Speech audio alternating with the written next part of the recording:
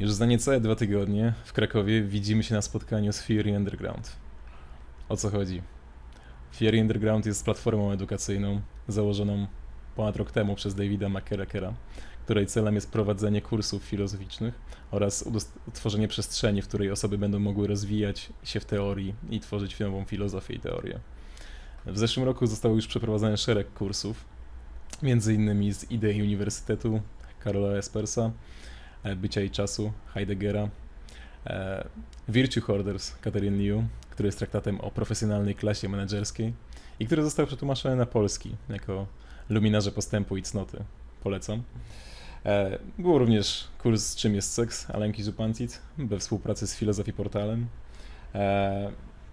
oraz wprowadzenie do dziennika Landa.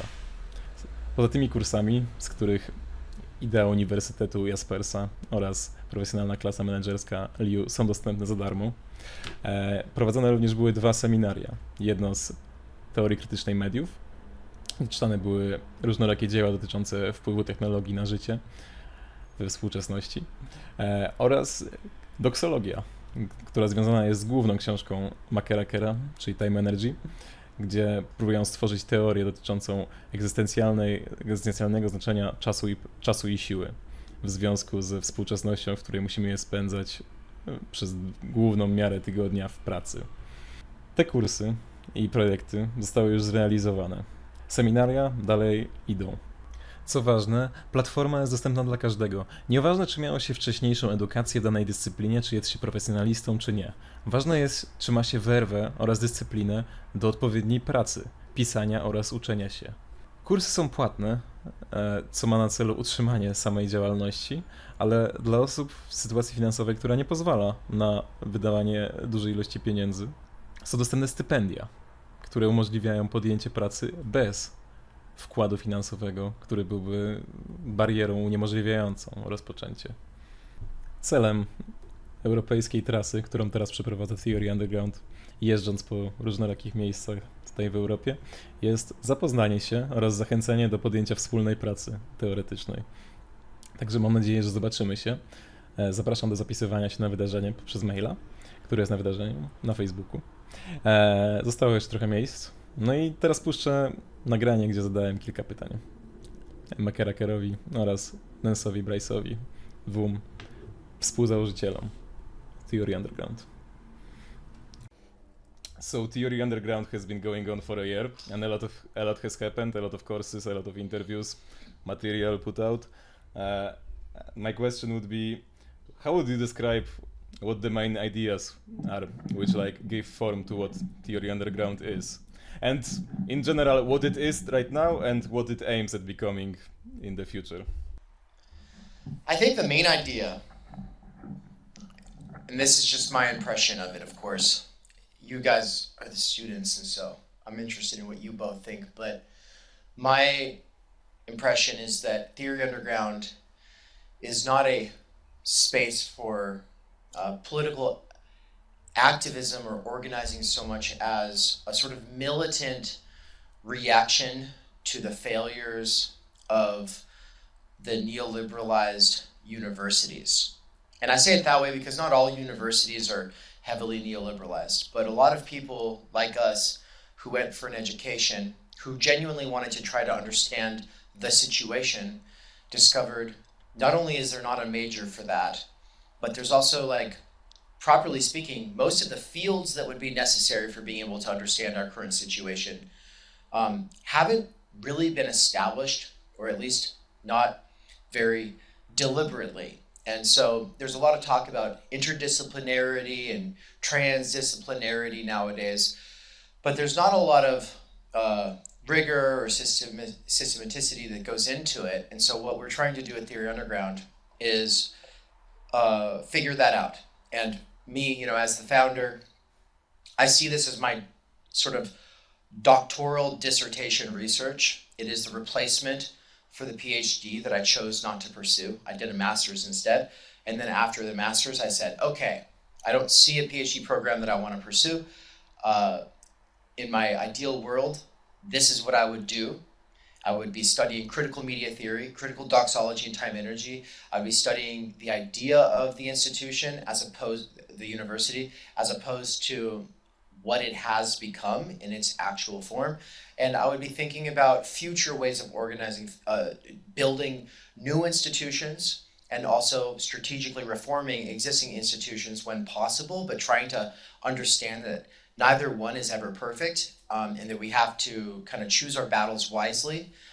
But before we can ever get to that point, we got to understand the situation. And so basically, my plan for Theory Underground and what it has been and what it is becoming, with all of the courses that have already happened, but all of the courses that are to happen, because it's quite the big plan, that's all just part of what I consider to be necessary for giving people a sort of introduction to the situation. And really, what's necessary for me to even have that basic footing.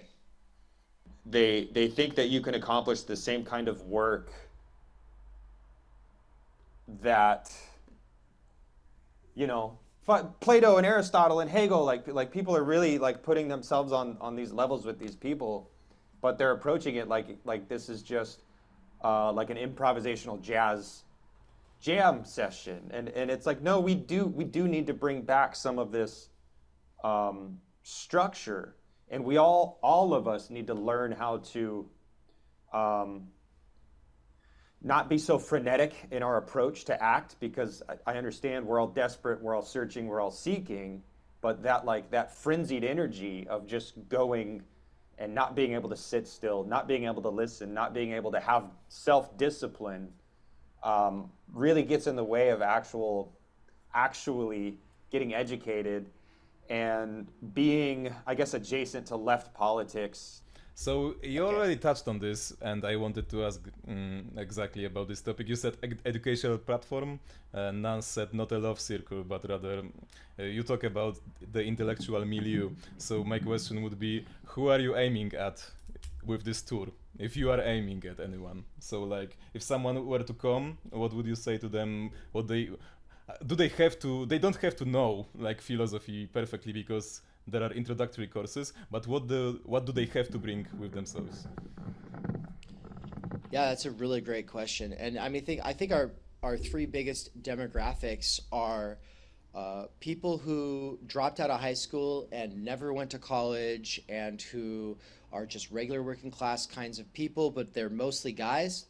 That's not a rule, and we are very welcoming of women who are interested in going hard and studying texts, but they're often like these guys who are like burnt out on partying and looking to get serious. And I think Nance is sort of the model person who kind of comes from that walk of life. But then we also have people who went through the university system, they came out dissatisfied, going, I want to keep doing that, but I want to do it better than the university was allowing me to do it. And so I call those burnt out postgrads. And so we've got a lot of high school dropouts and burnt out postgrads, working class kinds of people. And most of them are in their 30s.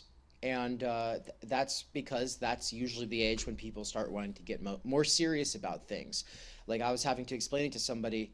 I was like, yeah, drinking's fun, but it was getting in the way of doing theory, and I think theory is more fun. And so I spent a few years being torn between the two, trying to serve both masters.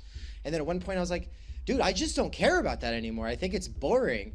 And I care more about philosophy theory and organizing philosophy and theory, and that's just my calling, I guess. And so, yeah, a lot of people are on their path towards figuring out what they really want to do with their lives. And when you're at that point in your life, philosophy is absolutely essential for setting yourself up for moving into the next chapter of your life, whatever that might be. But the third kind of person is the renegade PMC, the professionals and managers of capital, PMC.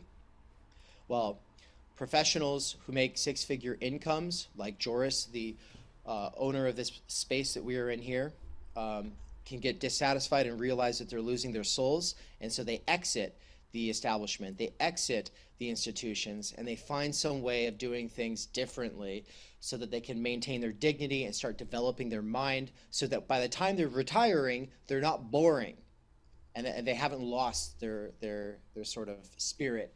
And so, Joris has made this space available for us to collaborate on this tour with Philosophy Portal. So we just had 2 Philosophy Portal events in this space, and it was really cool. Okay, great. I think that's more than enough, and it was perfect. So we hope to see you in Krakow, and yeah, see you there. Really, really excited. Thank you.